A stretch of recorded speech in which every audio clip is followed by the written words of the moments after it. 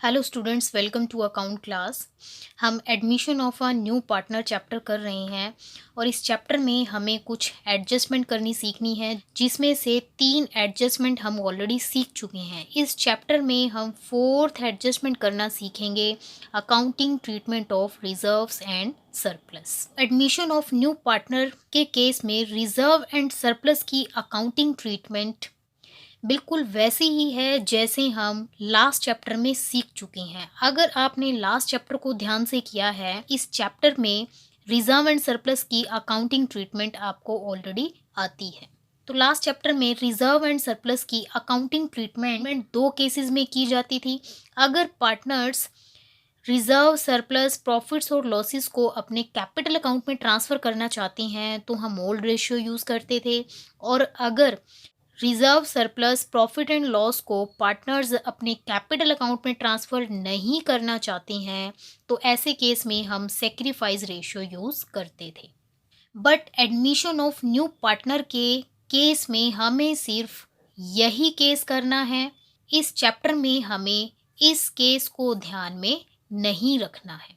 Means admission of new partner के case में reserve, surplus, profits और लॉस को हम हमेशा ओल्ड रेशो में ही डिस्ट्रीब्यूट करेंगे, क्योंकि जो भी रिजर्व्स, सरप्लस, प्रॉफिट्स और लॉसेस हैं, ये सब पुराने पार्टनर्स की पुरानी मेहनत का फल है। इसीलिए रिजर्व, सरप्लस, प्रॉफिट्स को पुराने पार्टनर्स में पुराने रेशियो में डिस्ट्रीब्यूट करेंगे।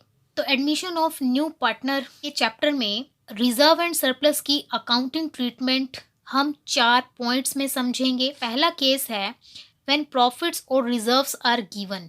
यदि हमें प्रॉफिट एंड लॉस अकाउंट का क्रेडिट बैलेंस दिया होता है तो इसका मतलब प्रॉफिट होता है। तो प्रॉफिट और रिजर्व्स मिलने से पार्टनर्स का कैपिटल अकाउंट इंक्रीज हो जाता है, और जब भी पार्टनर्स का कैपिटल अकाउंट इंक्रीज होता है तो हम पार्टनर के कैपिटल अकाउंट को क्रेडिट करते हैं। इसीलिए जर्नल एंट्री हो जाएगी to A's capital to B's capital, और जो भी रिजर्व और प्रॉफिट हमें दिया गया है उसको हम डेबिट करेंगे और उनको हम ओल्ड रेशियो में डिवाइड कर देंगे। दूसरा पॉइंट है, अगर हमें प्रॉफिट एंड लॉस अकाउंट का डेबिट बैलेंस दिया हो तो प्रॉफिट एंड लॉस अकाउंट के डेबिट बैलेंस का मतलब होता है लॉस। तो लॉस मिलने से पार्टनर्स का कैपिटल अकाउंट घट जाएगा, और जब भी पार्टनर्स का कैपिटल अकाउंट घटता है तो हम उनके कैपिटल अकाउंट को डेबिट करते हैं। तो इसीलिए पार्टनर्स के कैपिटल अकाउंट को हम डेबिट करेंगे और क्रेडिट कर देंगे प्रॉफिट एंड लॉस अकाउंट, और जो भी लॉस हमें दिया गया है उसको हम ओल्ड पार्टनर्स में ओल्ड रेशियो में डिवाइड कर देंगे। तीसरा पॉइंट है, अगर हमें कोई ऐसा रिजर्व दिया गया हो जो स्पेशल पर्पस के लिए बनाया गया हो, जैसे कि workman compensation reserve and investment fluctuation reserve, तो अगर इन रिजर्व से रिलेटेड कोई कंपनसेशन है तो उस कंपनसेशन को घटाने के बाद जो रिजर्व बचेगा उसको हम पार्टनर्स के कैपिटल अकाउंट में ट्रांसफ़र कर देंगे उनके ओल्ड रेशियो में।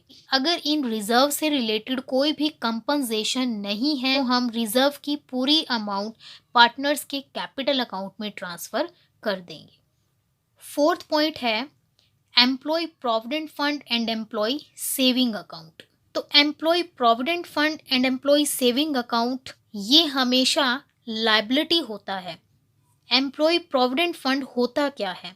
बिजनेस एम्प्लॉय की सैलरी में से कुछ हिस्सा काट के एक फंड का निर्माण करती है, और उस फंड को हम बोलते हैं employ provident fund. For example, एक एम्प्लॉय की सैलरी 40,000 है। हर महीने एम्प्लॉय की सैलरी का 10% निकाल के एक फंड में डाला जाता है जिसका नाम होता है प्रोविडेंट फंड। तो सैलरी का 10% काट के प्रोविडेंट फंड में डाला जाता है और उतनी ही अमाउंट बिजनेस अपनी तरफ से उस प्रोविडेंट फंड में डालती है। और इस रिजर्व में जितनी भी अमाउंट इकट्ठी हो जाती है उस अमाउंट को या तो रिटायरमेंट के बाद या जब एम्प्लॉय बिजनेस को छोड़कर जाता है तब उस एम्प्लॉय को दी जाती है। इसीलिए एम्प्लॉय प्रोविडेंट फंड एक लायबिलिटी होता है और उसको हम कभी भी पार्टनर्स के कैपिटल अकाउंट में ट्रांसफ़र नहीं करते हैं। स्टूडेंट्स क्या करते हैं, एम्प्लॉय प्रोविडेंट फंड को रिजर्व मानकर पार्टनर्स के कैपिटल अकाउंट में ट्रांसफ़र कर देते हैं। याद रखना, एम्प्लॉय प्रोविडेंट फंड एक लायबिलिटी होता है और उसको हम कभी भी पार्टनर्स के कैपिटल अकाउंट में ट्रांसफ़र नहीं करते हैं। तो एडमिशन ऑफ न्यू पार्टनर के केस में यही चारों पॉइंट हमें ध्यान में रखने हैं और इस तरह से आपको जर्नल एंट्री पास करनी है।